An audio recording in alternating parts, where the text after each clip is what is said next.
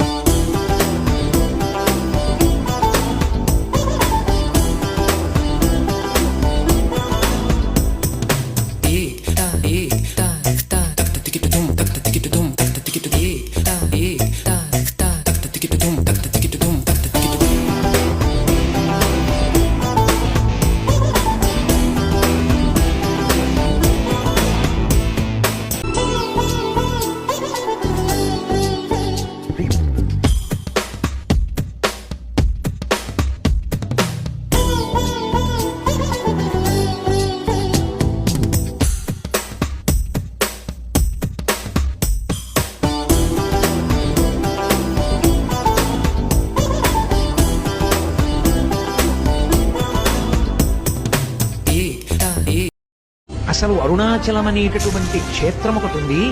పరమశివుని యొక్క పరిపూర్ణమైన అనుగ్రహం ఉన్నది. అక్కడికి వెళ్ళాలనేటటువంటి కోరిక పుట్టడం జరగదు. ఎందుకని? అసలు కొన్ని కోట్ల జన్మలెత్తితే తప్ప అరుణాచల పర్వతం గురించి తెలుసుకోడు. అరుణాచల ప్రవేశమునకు ముందు, అరుణాచల ప్రవేశము తరువాత అని జీవుడికి విభాగం చేస్తారు. అసలు వీడెప్పుడైనా అరుణాచలం వెళ్ళాడా చూస్తాడు.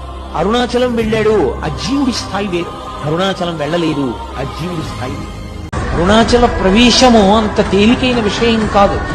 అరుణాచలంలోకి వెళ్ళాడు అంటే వాడికి ఏదో అధికారం ఉంది, పరమేశ్వరానుగ్రహాన్ని పొంది ఉన్నాడని గుర్తు.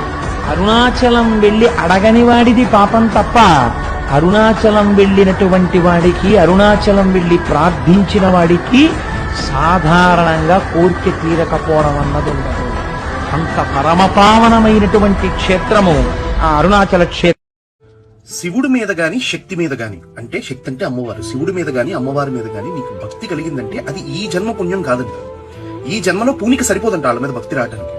అది కొన్ని కోట్ల జన్మల పుణ్యం అంట. అంటే నీ ముందు జన్మల్లో నువ్వు చేసిన పుణ్యాలు, ధార్మిక సేవ ఇదంతా శివభక్తిగా రిఫ్లెక్ట్ అవుతుంది ఈ జన్మలో. శివుడు అంత తొందరగా యాక్సెప్ట్ చేయడు భక్తుడిని. నువ్వు ఎన్నో జన్మల పుణ్యం చేసుకోనుంటే ఈ జన్మలో నీకు శివభక్తి అనే ఒక గొప్ప ఔషధం దొరుకుతుంది. యాక్చువల్గా ఈ మాట నేను చెప్పట్లేదు, ఏదో నేను శివభక్తుని కాబట్టి నేను శివుడిని ఎలివేట్ చేయటాకో, శివభక్తిని ఎలివేట్ చేయటాకో చెప్పట్లేదు. ఇది సాక్షాత్తు శివపురాణం చెప్పింది.